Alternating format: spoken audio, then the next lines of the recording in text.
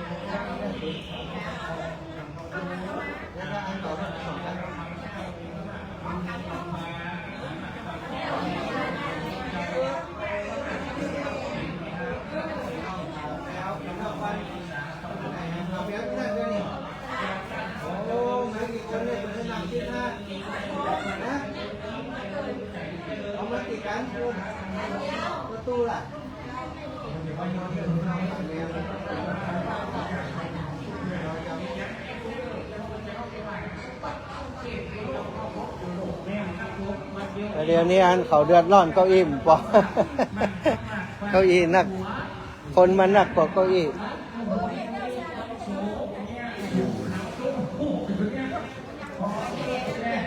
ย้ายไข่แม่บอกไข่ก๋วยเตี๋ยวอยู่ไหนนั่นแหละนั่นแต่งตัวงามเดี๋ยวอันเป็นเด็กเสิร์ฟนะเสิร์ฟก๋วยเตี๋ยวพี่น้องผาแมวนี่เขาเดี๋ยวเป็นแปลงอันเป็นแปลงเข้าไปแปลงแล้วเนาะศาลาเนาะศาลาเข้าไปแปลงแล้วไปแปลงประตูใครให้แล้วเร็วๆจะได้งามเนาะแม่เลี้ยงเชียงใหม่นี่คนเจ้าภาพหน้าต่างสักบ้านนึงมาเลี้ยงเชียงใหม่เดี๋ยวเฮ้ยน้องบ้านหนึ่งที่อันบ้านผาแมวนะเดี๋ยวเฮ้ยลาบ้านหาเจ้าภาพว่าคนเดียวนอนแล้วเนาะเนอะจองเฮ้ยอันยมพานิตาปองหนึ่งเจอที่แม่เมาะแล้ว บอกผู้ใหญ่เนอะยมพานิตาเพื่อนเอาปองหนึ่งอันนี้พลังบุญเยอะจะได้เอาเป็นปองไปเลยเนาะหน้าต่างปองประตูทุกปิ่มเพื่อแผ่เอาคนเดียว หลายคนเยอะประตูก็ช่วยกันหลาย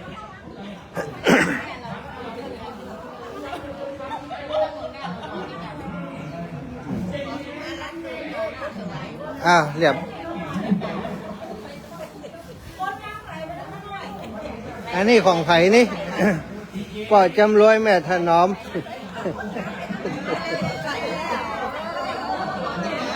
เขียนตรังสื่องามเป็นจ้าโอ้ดอกเขียนนี่แหละหมดแดงกับหมดส้มอันเดียวกันกันเดียวกันไหม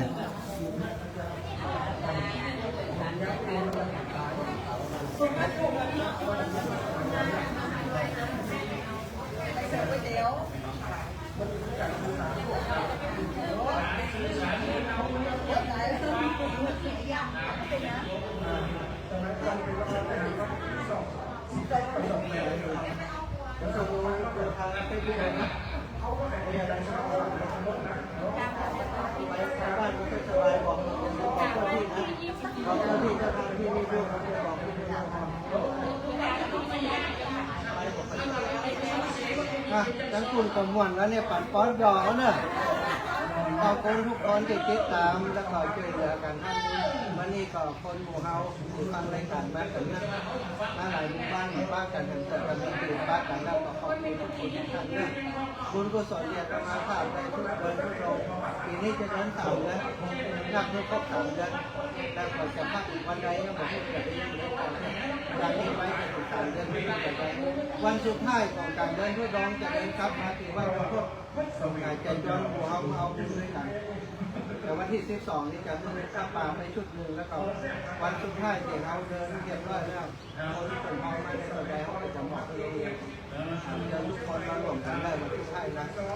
วันนี้เขาจะเอาปอนรวบยอดมาบอกรับสถานญาติโยมได้28 วันบุญกุศลที่ได้ปั่นเพลงมานอนป่าเจ้า28ป่าเจ้าเนี่ย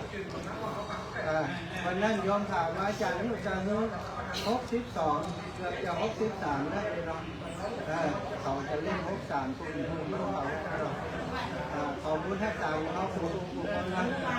63ก็เขาเล่นวันหน้านะไปแล้วสาธุสาธุขอให้บุญกุศลทางศาสนาญาติโยมทุกคนทุกท่านยะถาวาริวหาปุราปาริปุเรนติสาคารังเอวะเมวะอิโตทินังเปตานังอุปกัปปติอิชิตังปฏิตังตุมหังคิปะเมวะสมิจฉตุสัพเพปุเรนตุสังกปาจันโทปนะระโสยถามณิโชติระโสยะถาสปีติโยวิวัตชันตุสัพพะโรโควินัสสตุมาเตภวัตวันตราโยสุขีทีคายุโกภวะอภิวาทนาสีริสานิจังพุทธาปัจจายโนจัตตารโอธรรมาวัฏันติอายุวันโนสุขังภะลังเราถามแล้วทีน่าเอาจากพ่อจากเชียงใหม่ว่าพ่อไม่บอกจะพูดที่อะไรเองนะอันนี้ปีหน้าเอาหนักแต่สิ่งที่มันมาพ่อเนี่ยแต่สิ่งที่มันเอามา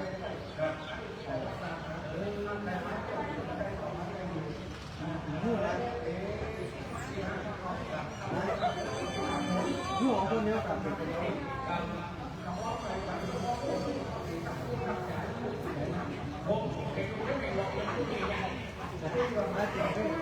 2 โมงไป3 โมงเนี่ย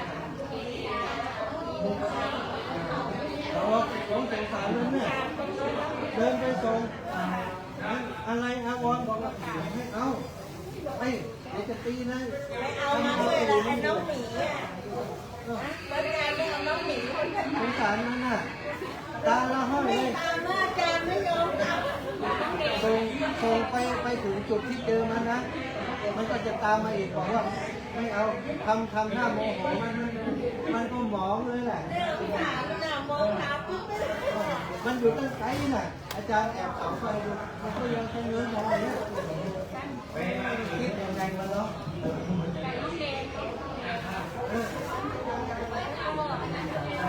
แล้ว